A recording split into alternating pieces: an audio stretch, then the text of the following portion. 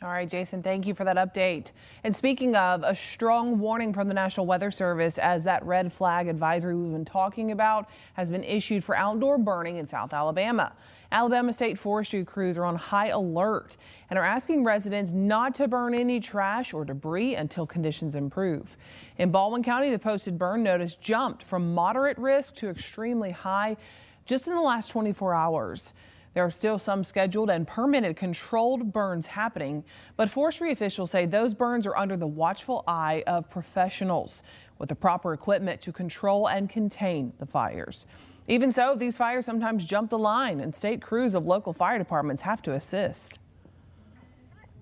While we got a lot of people that are doing prescribed burns, make their living off of it, Alabama's a right to burn state. We just ask and encourage people to hold off on that and just to wait till conditions improve and we can have some better weather, have more available resources in the event something happens. We can't expect to remain under a red flag burn advisory until there is significant change in our weather pattern. We'll take a look at the drought and rainfall monitors coming up on Fox 10 News at 5. And from a fire risk to this, a monster bomb cyclone just battering parts of the Northeast with widespread blizzard conditions, electricity that often happens, knocked out, and people are stuck trying to dig out from just being dumped on with all the snow. Add to that, flight cancellations mounting. Yeah, many people are stuck where they are or they can't get to where they need to get because this storm is moving north and New England is now facing the brunt of the winter blast. Michael Yoshida is in Boston with the latest. Wild winter weather slamming the Northeast. We're sort of a foot and a half under snow. It's a wicked nor'easter. A massive bomb cyclone putting more than 40 million people under blizzard warnings and grinding travel to a halt. We need residents to really stay home and heed that warning. At least 7 states have received a foot of snow or more, and at least 4 states have been buried under at least 2 feet. This is the worst storm in over a decade for us. The heavy snow and hurricane-force wind gusts creating whiteout conditions, downing trees and power lines, leaving thousands in the dark. We had about over 5,000 public workers, public utility workers across the state deployed. They're really getting people back up and online as quickly as possible. New York receiving the most snow from a single storm in over 5 years. Since last night, New York City has been in near blizzard conditions. Conditions have begun to moderate, but there is still more to come. As the storm tracks north, blizzard conditions wreaking havoc on much of New England. In Boston, heavy, wet snow, wind gusts over 40 miles per hour, and a quarter-mile visibility making navigation treacherous. Don't go out if you don't need to. As some enjoy winter wonderland, we look forward to it and the town just shuts down completely. Others face a nightmare. We're just in the airport. We don't know what we're going to do. More than 10,000 flights have been canceled from Sunday to Tuesday, according to FlightAware, stranding travelers across the region. In Boston, I'm Michael Yoshida.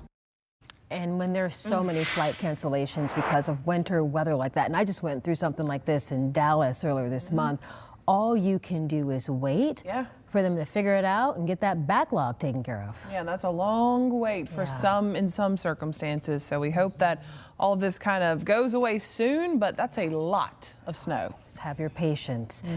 New now at 4, there's a new bill aimed at changing the way the Alabama Public Service Commission handles your utility rates. Alabama political correspondent Jessica Umbro joins us live in the Capitol studio. Jessica, this would be a significant change. It would, because the intent of this bill could force utility companies like Alabama Power to request to raise your rates rather than them automatically changing. This is actually how the majority of states do things. However, that hasn't been the case in Alabama for more than 4 decades. Now, right now, the Alabama Public Service Commission uses formula rates to set your power bills. That has been in place since the early 80s. Most states use a rate case system to set utility rates, but sponsor Representative Mac Butler says it's time to bring that back. The main goal of this is to make them justify the rates that they're charging, and we're wanting the rates lowered. We want people to have the absolute, in the state of Alabama, to have the absolute lowest energy prices possible. Representative Butler says that we can expect to see some amendments as this bill makes its way through the legislature. To clarify the intent of this bill, right now it proposes rate hearings, which are already held every year by Alabama Power. If passed as intended, this could significantly change how Alabama's utility landscape looks. Live in Montgomery, Jessica Umbro, Fox 10 News. All right, Jessica. And another bill about the Public Service Commission was pulled a few weeks ago. Yeah, that bill looked to take away voters' ability to vote for PCS members. At least 73 people are dead in Mexico following the capture and death of a notorious cartel leader, and the violence prompting the U.S. State Department to issue shelter-in-place warnings for Americans. David Miranda and other American travelers are now stranded in Puerto Vallarta, Mexico. Miranda tells Fox 10 News her flight home to Chicago was canceled after the death of the notorious cartel leader. The news unleashing violence in many parts of Mexico, forcing the U.S. State Department to issue those shelter-in-place warnings. Airlines have also suspended flights to Puerto Vallarta and Guadalajara. If you love your life, stay here. Don't go anywhere. The only worry is food, water. Everything is closed. It's like a ghost town. It's like there's no Ubers, no taxis, no buses. It's a tourist place, something that's supposed to be beach therapy, ended up being traumatizing for a lot of people here. Wow, and now you're seeing some of the residual from that. The warnings forcing people to just hunker down at the airport there. Again, El Mencho was the boss of one of the fastest growing criminal networks in Mexico, known for trafficking fentanyl, meth, and cocaine to the United States. Well, Nick Reiner appears in a Los Angeles courtroom today. The 32-year-old son of iconic director Rob Reiner pleading not guilty to 2 counts of first-degree murder in the fatal stabbing of his father and his mother, Michelle Singer Reiner, on December 14th. Reiner has been held without bail since his arrest, which took place hours after the stabbings. He is expected to return to court for his preliminary hearing April 29th. That's right. All right, checking out I-10, it looks okay, but getting into the tunnel is a whole nother story. Let's take a look at what's happening here in downtown Mobile, heading towards Baldwin County on I-10 eastbound. You can see the delays, and it's starting around Broad Street now with the backups all the way into the tunnel. So eastbound travel very slow. If you're going to take an alternate route and try and take the Bankhead Tunnel, Government Street is backed up to Broad Street right now as well. So eastbound, tough going today. Looks good across Baldwin County, and in Pensacola, no major problems, but we do have problems at the tunnel. We'll have more on that as we continue to track your traffic here on Fox 10 News at 4. Also at 4, the numbers are in. The State of the Bay report for Mobile has been released. What it means for you in a live studio interview next. Plus, could artificial intelligence be the key to getting out of debt? Why thousands of people are turning to ChatGPT for help with their money, but the warning you need to know first before you enter in your financial secrets. Let's take a look outside on this Monday, starting the week with crazy conditions out there. And again, the fire warnings that we've been talking about. Thank you for watching Fox 10 News at 4. Stay close. In Depth with Sarah Wall, mornings at 9 on the Fox 10 Gulf Stream. Welcome back, and thank you for staying with Fox News at 4. Mobile Bay National Estuary Program has just released its newest State of the Bay report, giving you a glimpse of the health of Mobile Bay. So here to talk more about what this means for the community is the Executive Director of the Estuary Program, Jason Kadulis. Yes. Thank you. Listen, congratulations, because I know this is relatively new for you. You started in this role in January? Yeah, February 1st. Okay, all right. So how does it feel? It feels great. I've been with the program about a decade, but to have the opportunity to step into this role is really an honor. Yeah, and that was beneficial for you too, because you have seen the progression, the history, you're familiar with all of this. So that gave you some insight going into it, yes? Yeah, institutional knowledge is invaluable. Being able to connect with our partners, our scientists, our staff, and really work together with those existing relationships. Now, speaking of relationships, I know this was a partnership to get this latest study, and I asked you, when was the last time this was conducted? And you said when? 2008 was the last State of the Bay. Okay, 2008. And this was a partnership with who now? Everyone. So any scientist, resource manager, community that's been engaged in trying to better understand our coastal systems. We took all this data and those reports and academic research and consolidated into a single document. Okay, so we are showing some video here. Just gorgeous. Don't you just love where we live? We're very fortunate. Yes. And this was able to give you a snapshot, you said, of a number of things. Talk about it. Yeah, so when you look at coastal Alabama, there's everything that we enjoy about access, our beaches and shorelines, our heritage and culture, our resilience, water quality, all of those things matter. And so to be able to distill that down into a report that tells us, are we getting better or are we getting worse for some of those things, is something that we've had in our hand in a long time. So are we getting better? Yeah, so we were discussing, that's a difficult question. In some areas, we certainly are getting better. And in others, there's room for improvement. And that has a lot to do with the fact that this is a snapshot of the data that's available, but we're constantly changing. You know, as we're moving this ball of rock in space, even in coastal Alabama, our systems are constantly changing. We're growing, we're changing the landscape. Yeah. What do you, I like to focus on what we're doing right, because I think that is important to mention.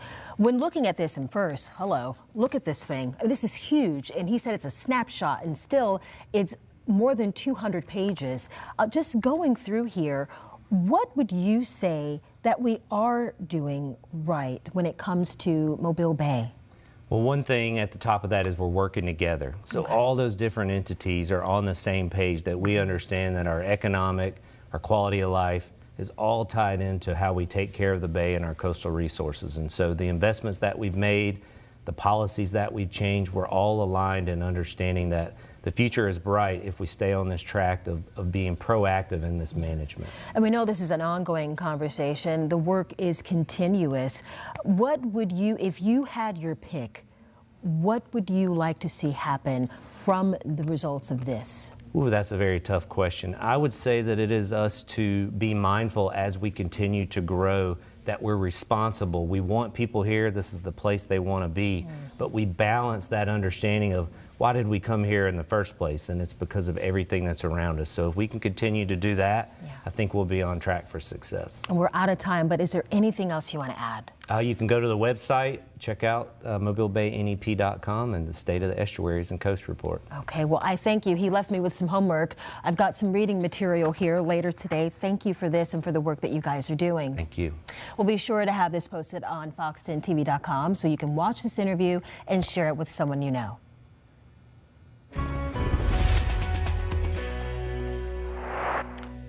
All right, downtown Mobile right now, blue skies with our all-in credit union camera, and everything looks okay except the traffic eastbound at the Wallace Tunnel is looking pretty terrible right now. And checking out our forecast temperatures for tonight, as you probably expect with this front and the noticeably colder air, we're going to see a light to moderate freeze in our area tonight. And most locations, even down near the beaches, will be very close to freezing. If you're just a few miles north of the beaches, it's going to be in the 20s. And we expect to hit 28 tonight in Foley, 26 in Robertsdale and Bay Minette, 27 Mobile and Sims, 29 in Theodore. It looks like a cold night for us with clear skies. There's going to be a breeze with this too. The winds will be a little lighter tomorrow morning. It was very brisk this morning. We do expect cold weather to start the day tomorrow across the northwest Florida panhandle here. Here's what we're seeing. So 31 for Pensacola. We've got 32, a light freeze at Fort Walton Beach, 30 in Niceville, 32 in Destin, 20s to the North Century at 25. Further up, a little bit colder, but we'll still see mid-20s pretty much throughout. Clark County, Washington County, and Monroe County will be in the mid-20s over into Escambia County as well. Bruton at 25, 25 in Castleberry, and 25 in Grove Hill. As we look at Leakesville, overnight low near 27. Same thing for Lucedale. It will be a light freeze, 32 in Pascagoula. The winds are up, and that's why it feels pretty chilly out there today. Winds sustained at 22 miles an hour right now in Pensacola, 17 miles an hour in Mobile, and that's why we have that high fire danger today, and there is what appears to be some form of a forest fire or a woods fire here. I can't tell if it's controlled burn or not. Not a good day to be doing a controlled burn with that red flag warning showing up there. And we are looking at extremely dangerous weather for burning outside, high fire danger because of the wind and the super dry air in the area. Down the road, we will see some changes that'll warm up some later this week, and our next opportunity for rain will come on Thursday. There should be a few showers in the area during the afternoon, and then into Thursday evening, we'll see a pretty good shot at rain, and that's going to continue into early Friday morning. Now, this should get out of here fairly quickly, so by lunchtime on Friday, most of this will be clearing, but we do have a decent shot at showers on Thursday and Thursday night. Here's a look at the next few days. Our rain chances not really an issue for tomorrow at all. Partly cloudy and 57 degrees. Less wind, no freeze tomorrow night. It's really interesting in the spring how cold air moves in. It's with us for a day or two, and then it starts to break up. And we're still technically in winter according to the calendar, but we're in meteorological spring. I mean, look at this. Wednesday at 71, 77 on Thursday. A few hit and miss showers on Thursday. Pretty good shot at rain first thing Friday morning. And behind that, no cold air with this. So the weekend does look really nice. We should be in the mid 70s on Saturday and in the upper 70s on Sunday.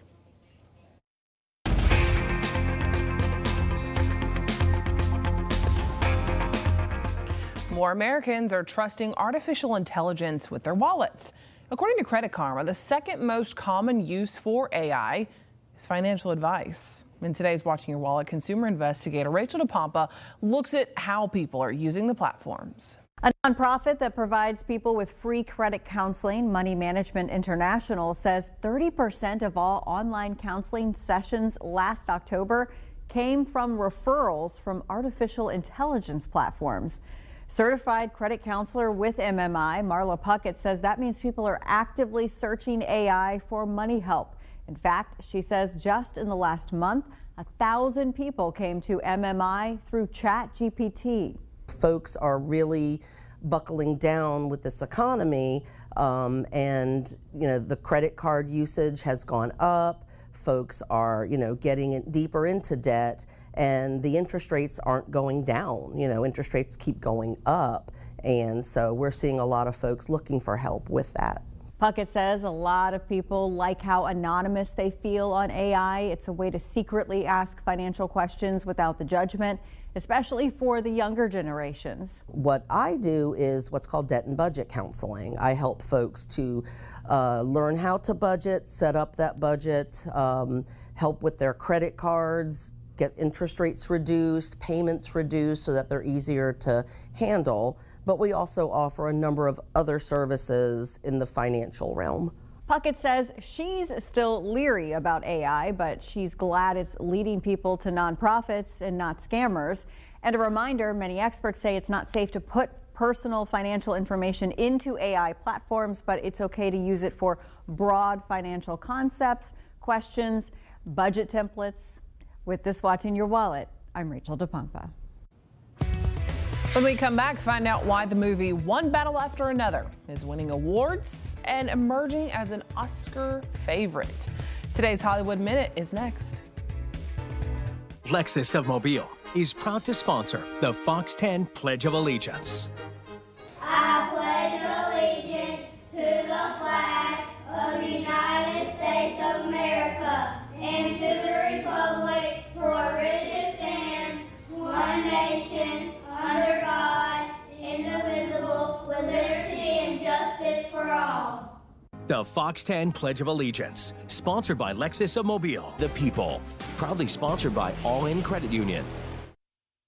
An animated sports movie earns the #1 box office spot in its second week. I love this. Coming out on the top over a romantic drama based on a classic novel. Studio numbers showing GOAT taking in $17 million in ticket sales at the box office over the weekend, helping the movie to edge out the previous #1 holder, Wuthering Heights. So far, the animated tale has racked in $58.3 million domestically and $102.3 million globally. Meanwhile, Wuthering Heights placed second at the box office with $14.2 million. And coming in third, I Can Only Imagine 2 at $8 million. So do you remember when we first talked about GOAT when they were making it with Steph Curry and all? Yes. Oh, I was so excited about seeing it. Then it came out and... Have you seen it? No. Oh, you got to tell me about it. I probably would not go. Oh, you don't I think won't. Baker would like this? He would. Yeah? He would. I haven't taken him to the movies yet. No? He's just 3. I feel like he'd be a wild child in the movie theater, though. It depends on the movie. So I remember my son, the first movie I took him to see was Cars, and I want to say he was 4. Okay. So yeah, maybe wait a little bit. But he loves the show. He'll be fine. Toy Story 3. I mean, whoa, 5. We're way past that. I think we'll take him for that one. Okay, that'll be a good one. Well, as we are heading into Oscar night, the one movie a lot of people keep talking about, it might be the contender. David Daniel explains why in today's Hollywood Minute. Steve Lockjaw just attacked my home, and I cannot remember for the life of my only child the answer to your question. One battle after another has dominated another award show, this time the British Academy's BAFTAs. The darkly comic action epic won 6 awards, including Best Film and Best Director for Paul Thomas Anderson. Tony Glass, you're a spy. Nothing gets past the feds, does it? Come on, we got work to do. CIA stars Tom Ellis as an operative who reluctantly teams with an FBI agent played by Nick Gelfus. Ellis says one thing that drew him to the show was filming in New York. Shooting out in the street in New York is a real experience, and one that I've never experienced before in my career. In that, normally when you're shooting outside, the area that you're shooting is locked off and that it's not open to the public. We don't really have that luxury in New York because nobody stops for anything. So, there are scenes in the show where, Nick and I are weaving our way through public and traffic and people taking selfies, and it's all real, essentially. CIA debuts today on CBS and Paramount Plus. In Hollywood, I'm David Daniel. Next up, it is the final week of Heart Health Month. We're going to talk about how spirituality can play a part in boosting our bodies. Well, I also have this story for you. Quite honestly, we are yet to completely understand how it comes about, what causes it, what are the drivers. It's a disease that continues to confound doctors. What ALS is and what signs you need to look out for when Fox 10 News at 4 returns. Committed to you. This is Fox 10 News. Welcome back, and thank you for staying with Fox News at 4. We continue the conversation about heart health. It is the month of February, and that's the perfect time to have those discussions. Today, we're looking at the role that faith can have on your physical health. So we have 2 special guests in the studio. Ladies, I'll have you introduce yourself, and we'll start with you, Ms. Melton. My name is Sheliskia Melton, and I am the founder and president of the Melton Health and Faith Corporation. Awesome. And my name is Shakisha Clemens. I am a fitness instructor for Bounce Back Body. Okay, so during the month of February, we're encouraged to talk about heart health. And I reached out to you because I wanted to know how your organization is helping people to take better care of their hearts. Tell us a little bit about what you offer. Okay, we promote healthy lifestyle awareness to individuals, communities, and families. And we start off with a 5K walk, 1 mile fun run walk. Get the participants healthy and moving and motivated to get their heart rate going. Right. Yes. Exercise is so instrumental to helping your health, and it's fun when you do it as a group. And that's where you come in because you're helping us a fitness instructor. Yes, ma'am. Yes. So, yes, we come in as a group. We work out together. We motivate each other. We inspire each other. We push each other to our limits, and that's what we do for the 5K walk. We talk about how heart disease affects, someone, if not yourself. Do either of you have a personal story? Yes, she has a personal story. Yes, I actually do. So when I became pregnant with my second daughter, I found out that I had pericarditis, which is a heart disease. Basically, you have fluid around your heart.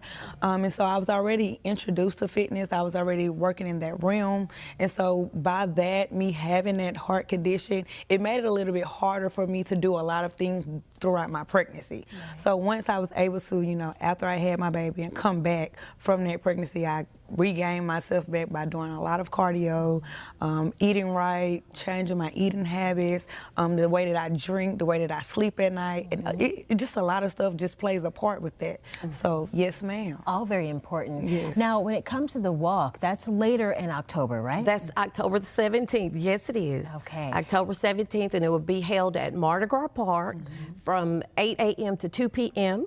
Yes, so we start off with the 5K walk, 1 mile fun run walk, and after that it's the expo. Okay. And so we focus on the spiritual, mind, body, and soul, holistic. And now explain that, elaborate a little bit more. How do you focus on those areas? What do you offer? Okay, we offer diet, exercise, fitness experts. Yes, ma'am. So what we do, we rejuvenate the body and mind. We have a health fair expo, and we have like USA, they're out there, Mobile County Health Department, other entities, various entities out there to educate the community and get them on the right path. And this is all coming up in October. If someone wants to register and go on out there, what is your final message to someone watching about the importance of taking care of your heart? Well, my final message is that our bodies, you know, we're living is a temple of the Holy Ghost. And so we are here for God's glory. Yeah, so we have to align our bodies and align our minds up with the Word of God. Yes, and so that eliminates stress and depression and, you know, heart disease. Well, thank you for coming in and sitting down with us. And again, we'll have that registration information for you on fox10tv.com so you can share it with someone you know. Look for it shortly after this newscast. Well, next Friday, Fox 10 and Infirmary Health are hosting a free heart health screening event. You'll get a complete cholesterol screening and blood pressure check with just a simple finger stick. And those results come back in 5 minutes. No fasting is required. We encourage you to take part in our Show Your Heart Some Love event the morning of February 27th from 8 to 11. A healthcare professional will review your results on the spot. Pregnancy could alter brain function, affecting the adapting skills needed for motherhood. Researchers in the Netherlands performed brain scans on 110 women, including first-time mothers, second-time moms, and even childless women. Results showed during a first pregnancy, the greatest changes occur in the default mode network, the brain system responsible for self-reflection and mind wandering. First-time moms tend to have brain changes related to postpartum depression. Brain function for women having a second child tends to be not as strong, as was linked to depression during pregnancy. Well, in an emotional message released after his death, actor Eric Dane reflects on his marriage to actress Rebecca Gayheart, as well as leave a goodbye for his daughters. Yeah, a lot of people seeing that on social media. He died Thursday after announcing last April that he was battling amyotrophic lateral sclerosis, also known as Lou Gehrig's disease. While some treatments may help slow the progression of the disorder, at this time, there's no cure for ALS. And this Health Minute Mandy Gaither has a look at the flags to look out for and explains why this disease continues to confound researchers. It became more internationally known in 1941 by the beloved baseball player for which it was named, but ALS, or Lou Gehrig's disease, was first identified in 1869 by a French neurologist, and still today, there's no cure. Quite honestly, we are yet to completely understand how it comes about, what causes it, what are the drivers. Dr. John Morin with Cleveland Clinic says a small minority of ALS cases are genetic, but often there's no clear cause, making it hard to figure out a way to prevent it or reverse damage and stop disease progression. Red flags include arm weakness, inability to use your hands or legs like you used to, foot slapping or foot dropping, which leads to stumbles and falls and affects gait. It can also begin in your head, neck, or face area with difficulty speaking, controlling saliva, chewing, and swallowing. There could also be breathing issues, shortness of breath when you lie flat, causing you to lean forward to breathe better. Especially if there's not a lot of pain or sensory symptoms like numbness, tingling, burning, prickling, that should be brought to your doctor's attention. Morin says since symptoms appear in a sporadic or piecemeal fashion, that can make them easier to dismiss. The CDC says most people with the disease live from 2 to 5 years after those warning signs develop. Quite often, the diagnosis takes more than a year or so in the United States. So that diagnostic delay also adds a challenge to this disease. For Health Minute, I'm Mandy Gaither.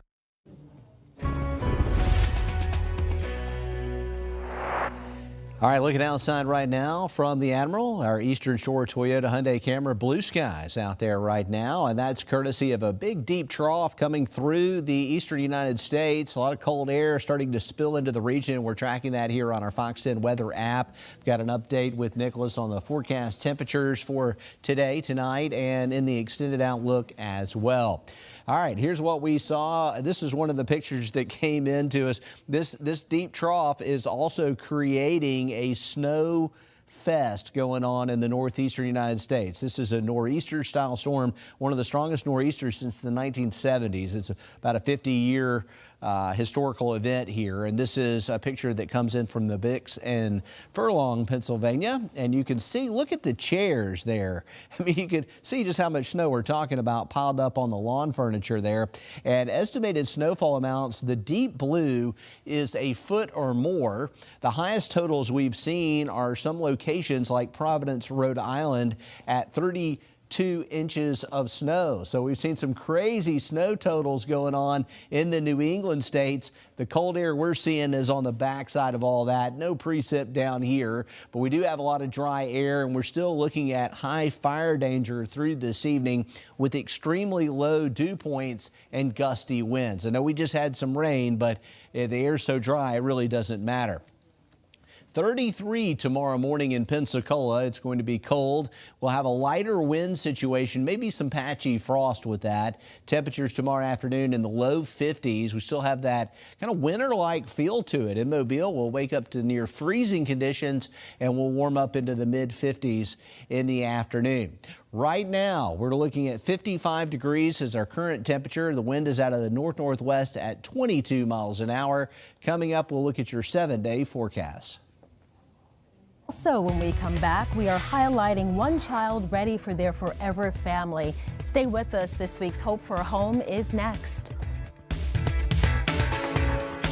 We're getting to cooking. Stream anytime, the Fox 10 Gulf Stream. I want to get you caught up now on the stories we're working on for your Most Local News at 5. First, new information about a crash involving a train and a car in Mobile.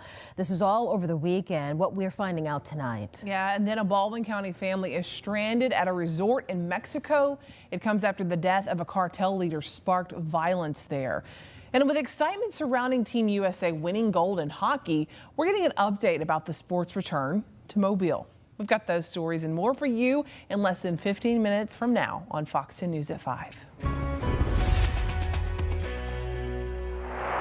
All right, let's look at our temperatures. Cold tonight, a light to moderate freeze across the area. We've got 20s all over the place, and we had the warmer weather, right?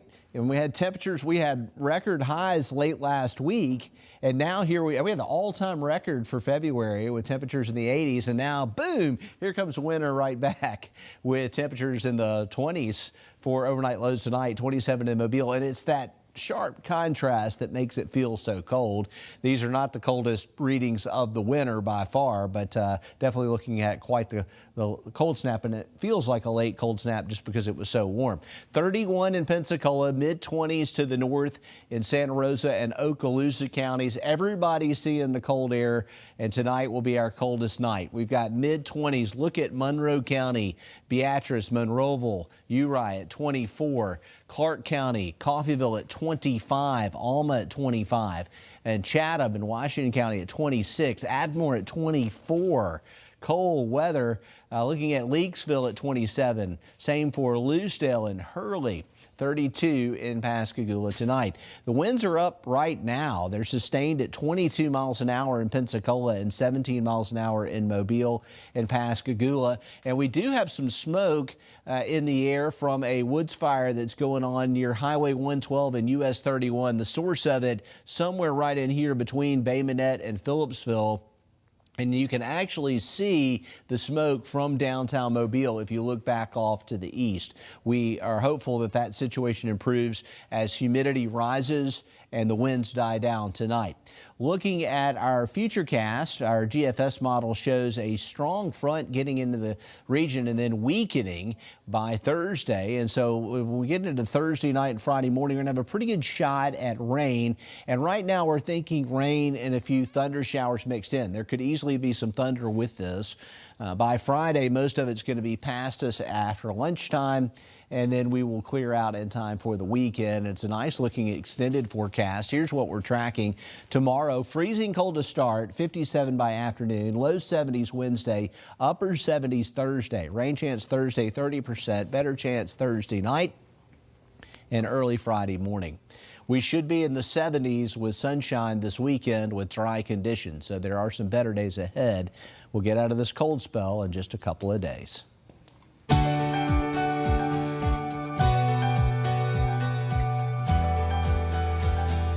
We are continuing our special series today, Hope for a Home. Fox 10 is partnering with Heart Gallery Alabama to find families for some very special children. Heart Gallery Alabama is a nonprofit organization dedicated to finding forever families for children in Alabama's foster care system. Today, we want you to meet Amelia.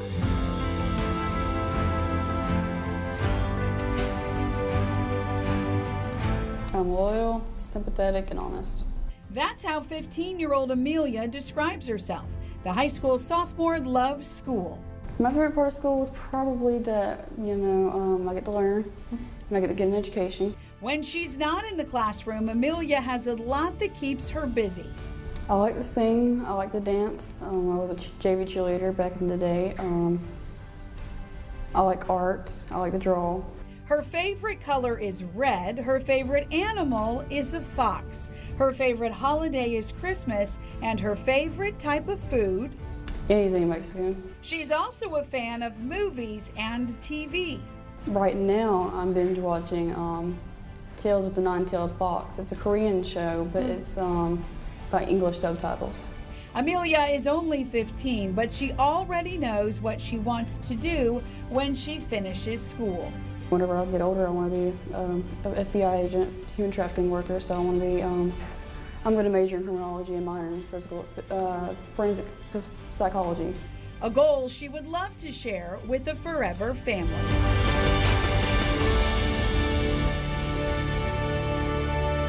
If you want to learn more about Heart Gallery Alabama's program or how to adopt a child from the foster care system, we have a link for you on our website, fox10tv.com, giving you a chance to complete your family and make dreams come true for a special child. You can watch this story and any of the other Hope for a Home stories we've done on our Fox 10 News Gulfstream TV app.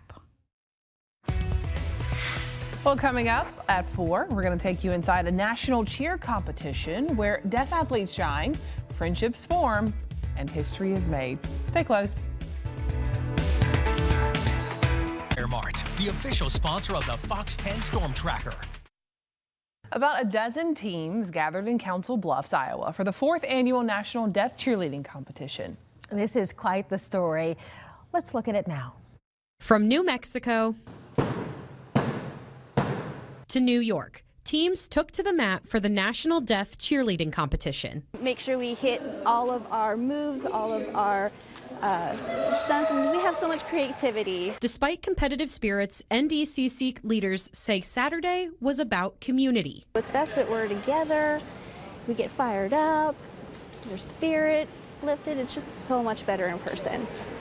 It's all about bringing the community together. Helping bring each cheerleader closer to their teammates. If anyone makes a mistake, we learn, we try our best, we don't give up.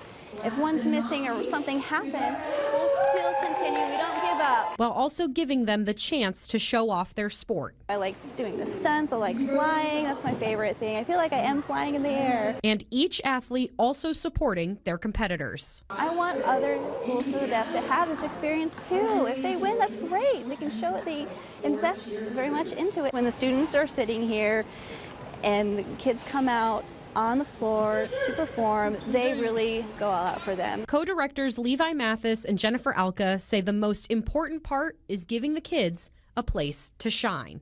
They've grown with their confidence and feeling like, yes, it's about me. Their confidence grows so much every time they leave. Alabama Christian Conservatives is responsible for the content of this advertising. How this happened. And Shelby, you have an update tonight. Yeah, that's right. I do. Cameron and Lenise. Just in, Mobile police say the vehicle was hit by the train after going around the visible warnings. And also new tonight, we're hearing from Amtrak. Investigators say this happened Saturday morning just before 7 a.m. The Amtrak Mardi Gras train hit a car on Bellingrath Road near Perry Road. MPD says the audible signal, flashing lights, and crossing arms were functioning properly at the time of the crash. The train traveled around 700 yards before it was able to come to a complete stop. MPD says 31-year-old Brittany Williams and her 8-year-old daughter died on the scene. 38 passengers and the crew were on board the train, and they were unharmed, according to officials. The train stayed still while crews worked the scene for nearly 4 hours. Amtrak releasing a statement today on the crash, saying in part, quote, according to the Federal Railroad Administration, railroad crossing incidents are the second leading cause of rail-related deaths in America. These incidents can affect everyone involved, those who are injured or die and their families, our train crews, and our passengers. They also serve as critical reminders about the importance of obeying the law and exercising extreme caution around railroad tracks and crossings. Amtrak also says they'll continue working with Operation Lifesaver to reduce the number of track tragedies. And we've got some reminders on railroad crossing from Safety Operation Lifesaver. First, the train you see is closer and faster than you think. Trains cannot stop quickly. If your vehicle ever stalls on the tracks, get out and get away from the tracks, even if you don't see a train. And never go around the warning signals. A train is coming. Expect it always. An Amtrak representative tells me there's only 20 seconds from when those warning signals start until the train reaches that crossing. This applies to active crossings with flashing lights and gates. And Amtrak trains are traveling much faster than freight trains at speeds of up to 79 miles per hour. They're coming in quick. Since Amtrak's return to the Gulf Coast just over 6 months ago, there have been 4 collisions and 6 fatalities. In the studio tonight, Shelby Myers, Fox 10 News.